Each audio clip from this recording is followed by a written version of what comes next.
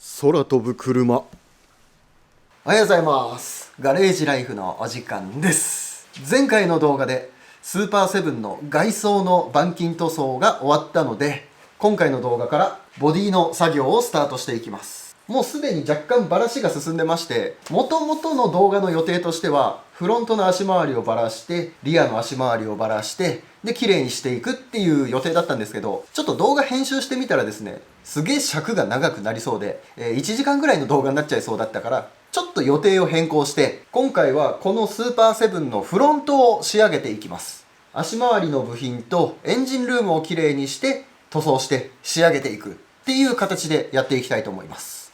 このスーパーセブンの足回り、フロントはダブルウィッシュボーンっていう割と日本車でもよく使われてる足回りなんですけど、これをバラバラに分解して、そしてこのパイプフレームでできているボディ、エンジンルームですね。エンジンルームも錆を落としてきれいに塗装して仕上げていくっていう形でやっていきたいと思います。それでは作業スタートです。ということで、まずはフロントの足回りから分解やっていきます。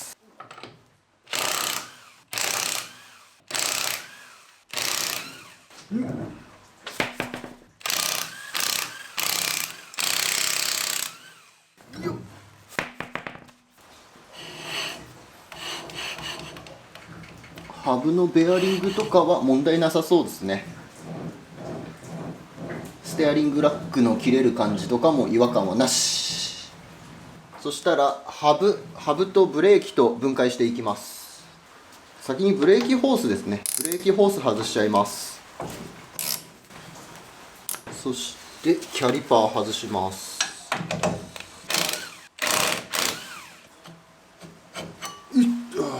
取れました。そしてハブを外していきます。まずは割りピン外してでナット緩めます。緩かった。これで抜けた。びっくりしたびっくりした。そっか、そんなスルスルではまってるだけなのか。本当にただこうはまってるだけでした。ハブとブレーキローターと外れました。よいしょ。そしたらタイロットとあとアームとボールジョイント外して、ここのハブの受けの部分、軸の部分外していきます。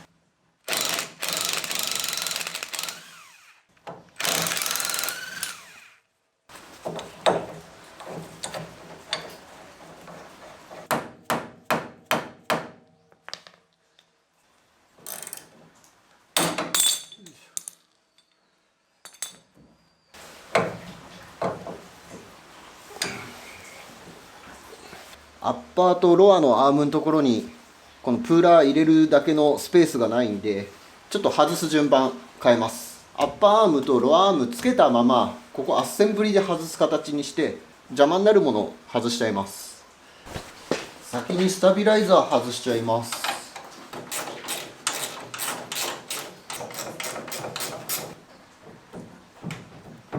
よいしょ。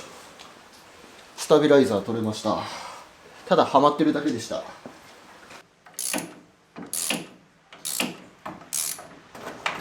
いしょ。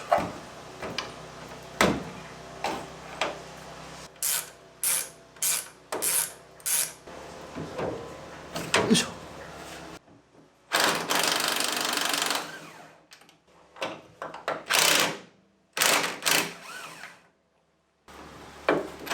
いしょ。これで外れたー。やったー。アッセンブリで足回りが外れました。これでようやくここの隙間が、ボールジョイントのところの隙間ができたんで、工具引っ掛けれるからだいぶ外しやすくなったんじゃないかな。これでこれ分解していきます。ここにプーラーかけて、うわー、取れた。やっぱ工具がかかるとすんなり取れますね。アッパーアームですね。アッパーアーム取れました。ブーツがボロボロです。次ロアアーム外しちゃいます。はい、これでフロントのロアアーム取れました。そしたらここにスナップリング入ってるんで、スナップリングを外して、これでピロボールが取れるはずなんですけど、出てきた。はい、ピロボールも取れました。それでフェンダー止めてるアームも外して、そしてブレーキローターも外しちゃいます。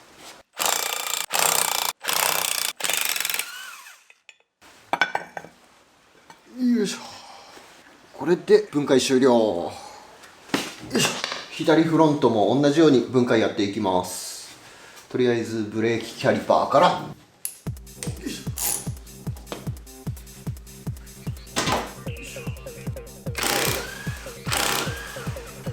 よいしょ。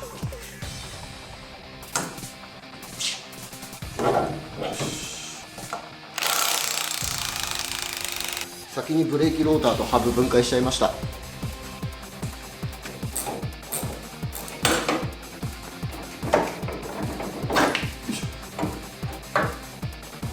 いしょ。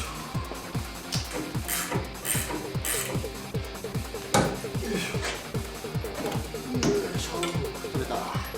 そして最後にステアリングラック外します。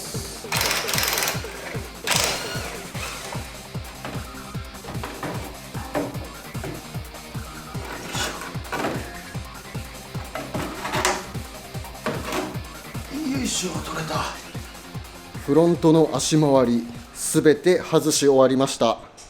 作りは単純なねダブルウィッシュボーンなんですけど、でも使ってるネジとかがねやっぱり変なサイズばっか使われてて結構外すの苦戦しました。あとコメントで教えてもらったんですけど、なんかスーパーセブンのこのロアアーム溶接してるところが弱いというか、サーキット走行とかしてる車はこういうところにクラックが入ってるからしっかり見た方がいいよって教えてもらったんですけど、特に問題なさそうですね。溶接の割れとか剥がれとかそういうのなさそうなんで、この車がサーキット走ってたかどうかは分かんないですけど、全然手直しとかなんかそういう感じは必要なさそうです。ボディ側はこんな感じ。足回りの部品全部外したんですっからかんになっちゃいました。あと外してて気づいたんですけど、これフロントのロアアーム、ここがねこういう風につくんですよ。でここがこういう風に動くんですけど、ここボディに干渉してました。こんな感じでボディ側はへこんでて、アーム側にも当たった傷がついてます。反対側も同じようにへこんでました。多分個体差とかあるとは思うんですけど、うちの子が当たりだったのかな。外れ、YouTuber 的には当たりだったみたいで、ボディにね干渉しちゃってました。さすがにこのままね見て見ぬふりをするわけにはいかないんで、ここはボディを削って干渉しないようにね調整してあげましょう。どのぐらい広げればいいかちょっとよくわかんないんで、なんとなく今より当たらなければいいかなぐらいでね、このぐらいで穴を広げます。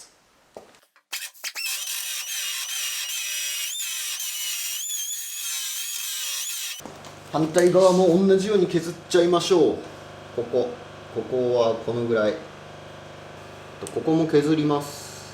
ここステアリングラックのブーツが通るんですけど、ギリギリ当たりそうな感じだったんで、ここもちょっと大きめに。多分個体差があるんでしょう。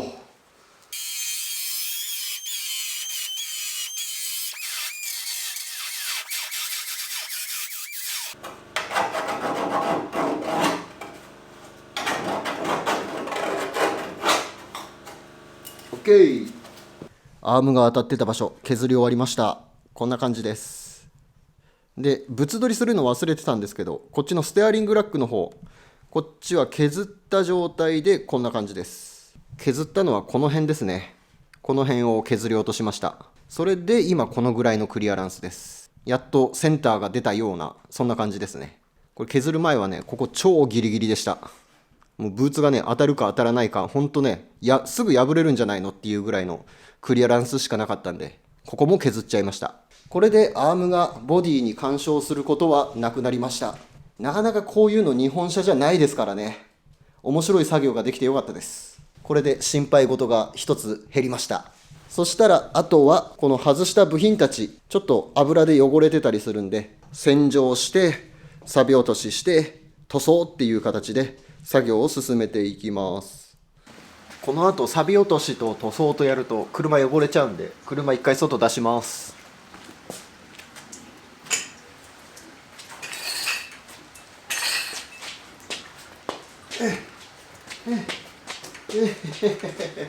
なかなかこんな映像ないんじゃないですか。汚れてる部品は灯油で洗っていきます。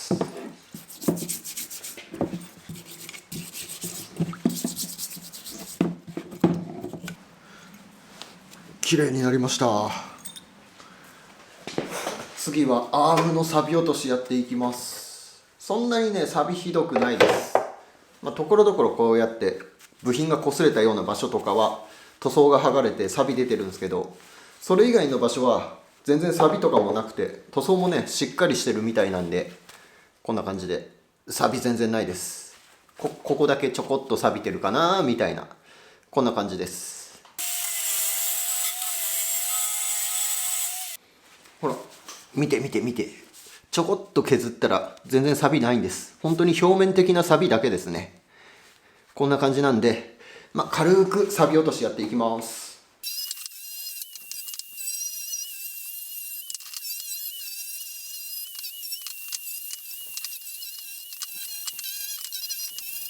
なんかこのフェンダー止めてたステー、これだけねやたらと錆びが多かったです。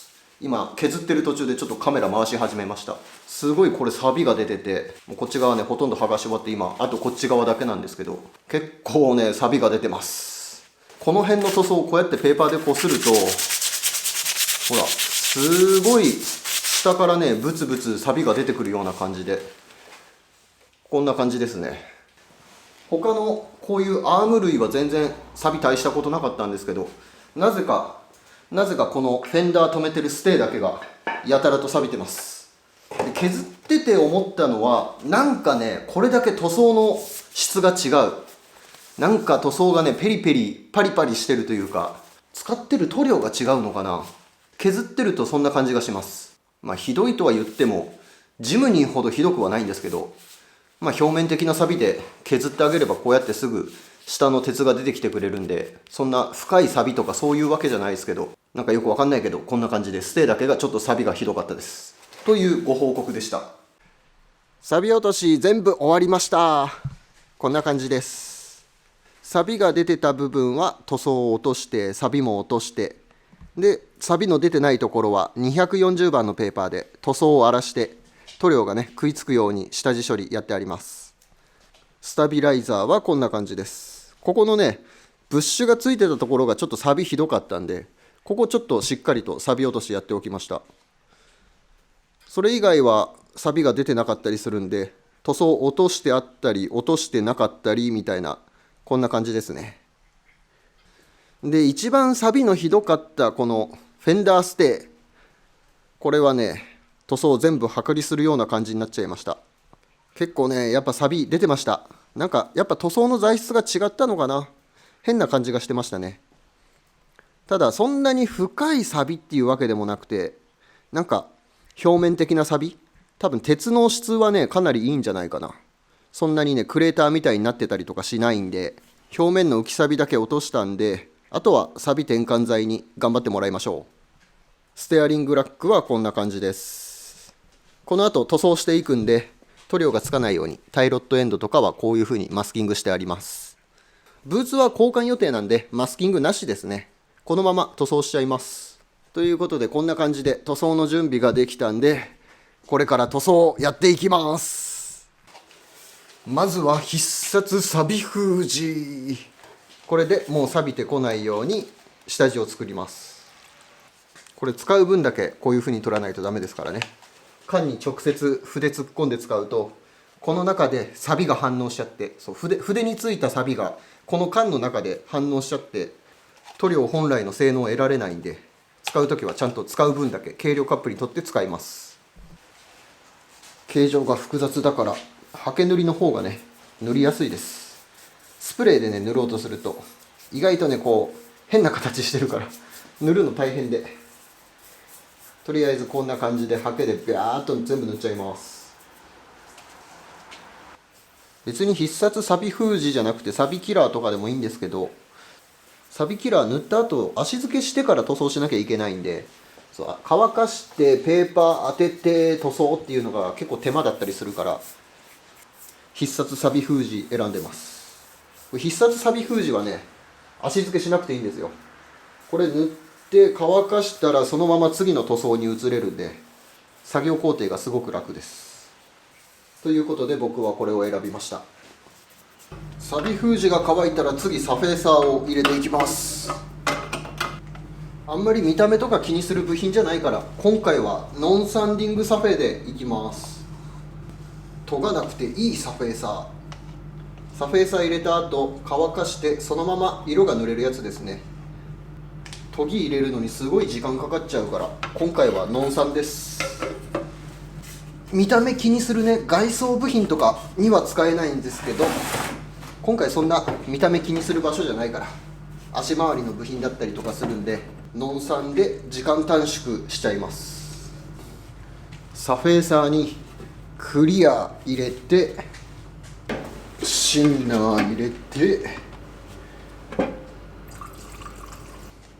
これでノンサンディングサフェーサー完成です。これロックペイントのこれだからできるんであって、どのサフェーサーでもできるわけじゃないです。ただ研ぎ入れなくていいですからね、作業時間はめちゃくちゃ短縮になります。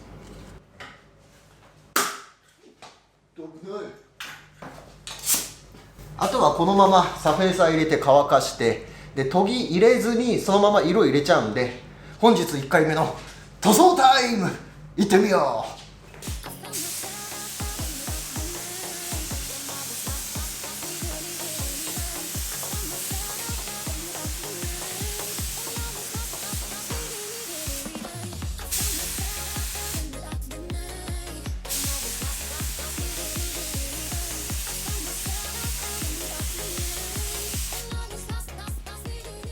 サフェーサー入れ終わりました。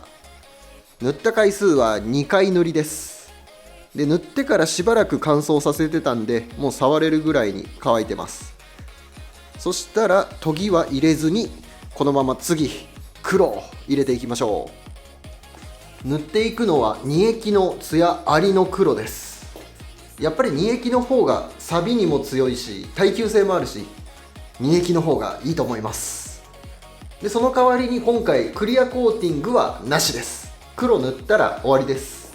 じゃあ塗っていきます。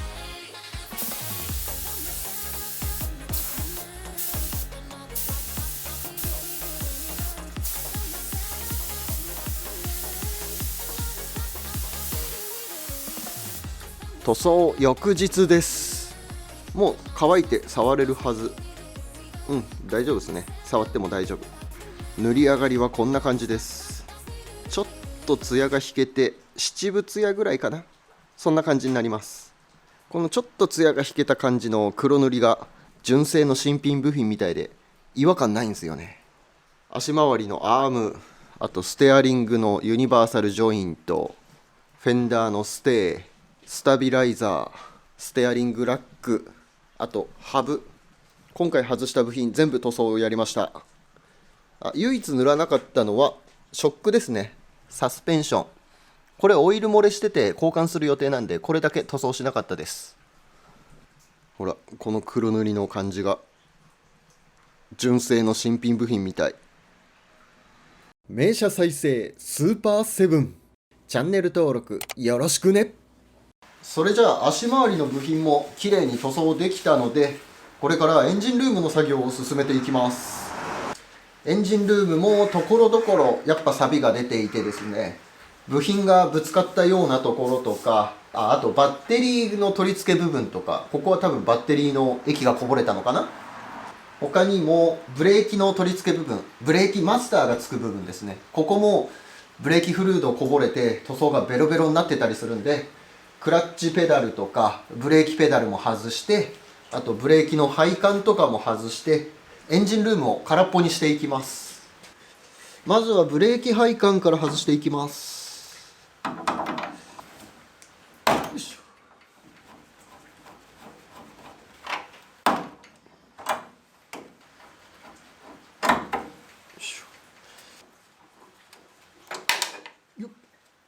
後々ボディも磨き入れるんで、その時邪魔になっちゃうから、こういう固定するやつも外しちゃいます。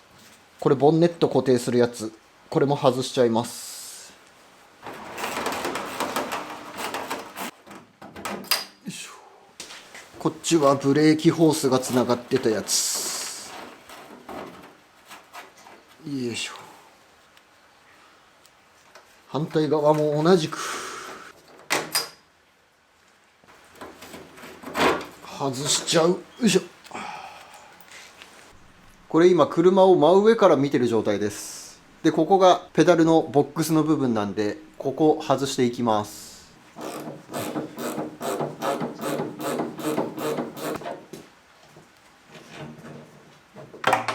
よいしょ。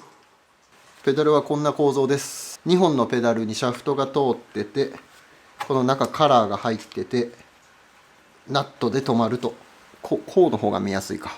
割とシンプルな構造です。そしてこれがブレーキのスイッチです。これのオンオフでブレーキランプがついたり消えたりしてます。よし、これで全部外れた。それじゃあフレームの錆落としやっていきます。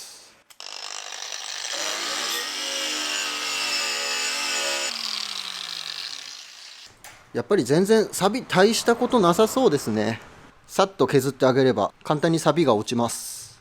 バッテリーの取り付け部分も削ってみたんですけど、こっちも全然錆深くないです。表面的な錆っていう感じです。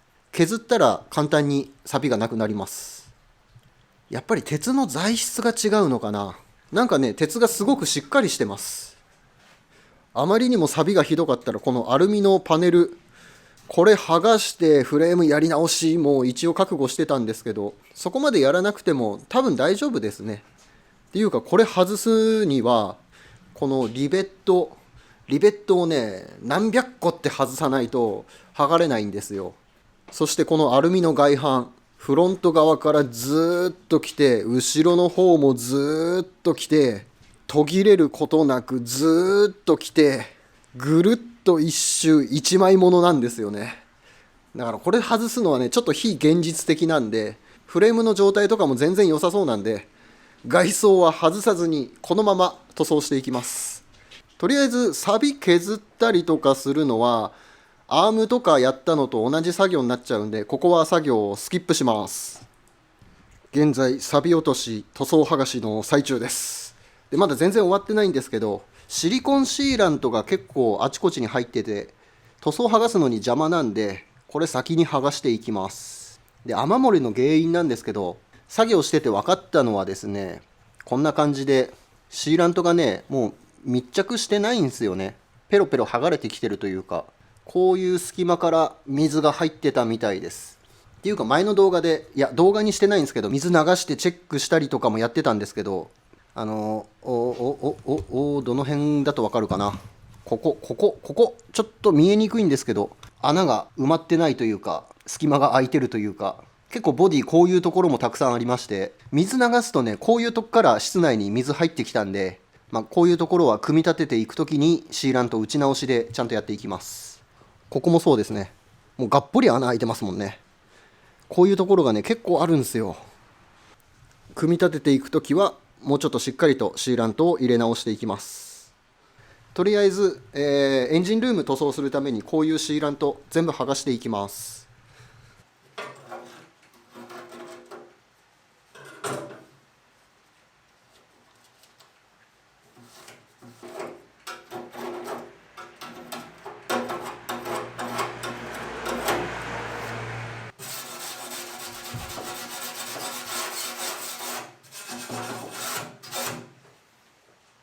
水洗い、そして錆落としまで全て作業が終わりました。こんな感じです。かなりエンジンルームきれいになりました。錆の感じはアーム類と同じですかね。足回りのアームやった時と同じで、ところどころ錆は出てるけどそんなにひどくないっていう感じでした。ボディとかの合わせ目に入ってたコーキングは全て落としてでここステアリングシャフトが通るとこなんですけど、ここね、塗装ちゃんとやりたかったんで、これ外しました。リベットで止まってただけですね。これ外して、この辺も錆び落とし、シーリングも剥がしてっていう感じです。マスターバッグの内側っていうんですかね、ペダルがついてたところはちょっとブレーキフルードでね、そこそこ錆びが進行してるんですけど、でもやっぱね、鉄板がちゃんとしてるからかそんなにはひどくない感じです。この金色の部分はロー付けですね。溶接で留めてるんじゃなくてロー付けでボディが作られてます。鉄板は錆びてるけどロー付けだからそこまで錆びはひどくないみたいな、そんな感じですかね。エンジンルームの反対側はこんな感じです。そして前側、もちろんフレームの下側もちゃんと錆び落としやってあります。ちょっと見にくいかもしれないですけど、しっかりとペーパー当てて錆び落としやっておきました。下側潜るときね、上向いて動くのめんどくさいから台車に寝っ転がって作業やるような感じでやりました。そしたら次はマスキングですね。ボディとか塗装をしない場所、余計なところにね、塗料がつかないように養生して塗装できるようにやっていきましょう。ボディの後ろ側、ビニールとかかけるとビニールもったいないんで、ボディカバーかけときます。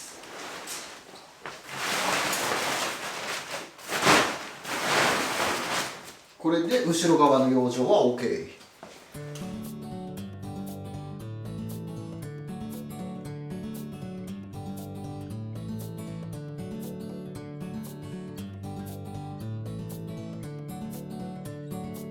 紙張りが終わるとこんな感じになります。内側とかはパイプの裏側にもね、ちゃんと色を入れたいので、こう紙がね、パイプとかにくっつかないように、ほぼほぼ全てマスキングテープで貼ったような感じです。ちょっとテープの消費量多いですけど、塗装するためには仕方ないということで、バルクヘッドとか室内側には塗料が飛び散らないようにマスカーでちゃんと養生をして、フレームの下側はこうなってます。アルミパネルはテープで貼って、でボディの後ろフロアの方にミストが飛ばないように紙はこういう感じで垂らした状態で貼ってますね。フレームのアームがつくところ、このステーの部分とかはボディからこうやって飛び出してついてるような感じなんで、塗装しやすいように穴を囲うような感じでマスキングしてあります。これだったらこう外側からね、色を入れやすいんで、こういう感じで塗装するときは自分がどういう風に塗装をするか考えて紙を貼ってます。で、塗った時のエアーの圧力でミストがどこに飛ぶのかとかもイメージしながら、ここはマスキングしとかなきゃまずいなっていうところをね、しっかりと養生していくような感じです。いいですか、トヨちゃん。紙貼りが終わった後、もうすでにシリコンオフで脱脂も終わらせてあるので、あとは塗っていくだけです。それじゃあ、あとは、足回りの塗装をやった時と同じ段取りというか、同じ作業のやり方ですね。まずは必殺錆封じ、これを入れていきます。錆転換の効果も若干あるんですけど、どちらかというとものすごく硬い塗膜、強靭な塗膜で錆を封じ込める、そういう塗料です。で、密着ロンみたいな効果とかもあるんで、もうフレーム全体にね、塗っていきます。で、今回足回りの部品に比べて塗る面積広いんで、ガンでこの後塗るんですけど、先にガンで塗りにくい場所、このフレームの裏側というかボディパネルと接しているような部分、そういうところだけハケで先に塗っておきます。その後ガンで塗っていきます。この裏側がね、ガン入らないんですよ。で、この必殺錆封じ結構ね、水っぽいというかサラサラした塗料なんで、ハケで塗ってもね、そんなにハケ目、筆跡というかそういうのが残らないから、気にせずね、普通にハケで塗っちゃっても大丈夫です。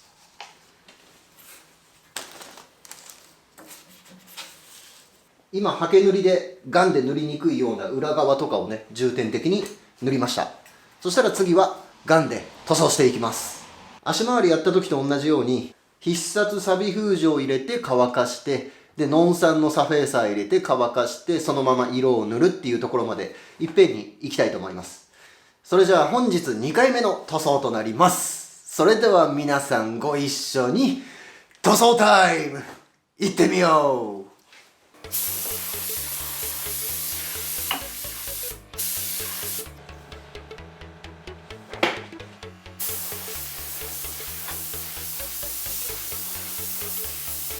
3時間乾燥させました。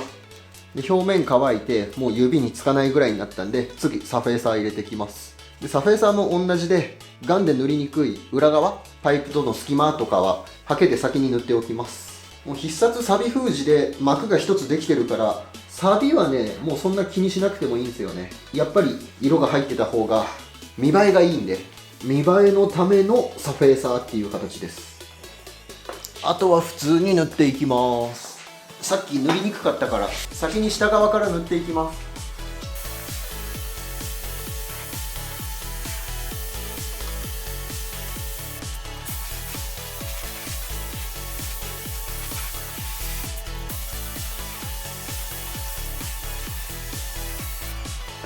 やっちゃったやっちゃった。勢い余ってここの車体番号消しちゃった。サフェーサーは肉厚がつくからここ埋まっちゃうんですよ。これ埋めちゃダメなの。車体番号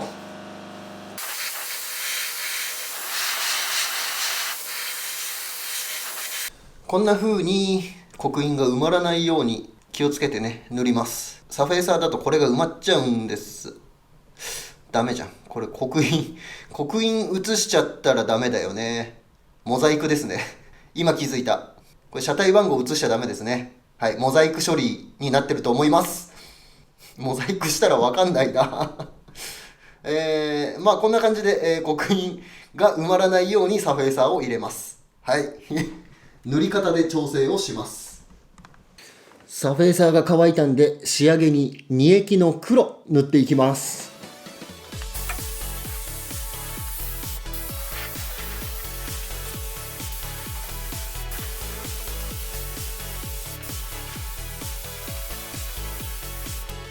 塗装翌日です。もう表面は乾いていて触ることができるような状態ですね。手につかないんで大丈夫ですね。こんな感じです。綺麗に塗ることができました。もともとの状態が綺麗だったんでそんなに変わり映えはしないと思うんですけど、それでもところどころ出ていたサビとかはね綺麗に落とすことができたし、ちゃんとサビ止めの処理もやったんで、まだまだ長く乗ることができるフレームができたと思います。足回りの部品、これはもう塗装して3日4日ぐらい経ってるんでもうガッチガチに固まってますね。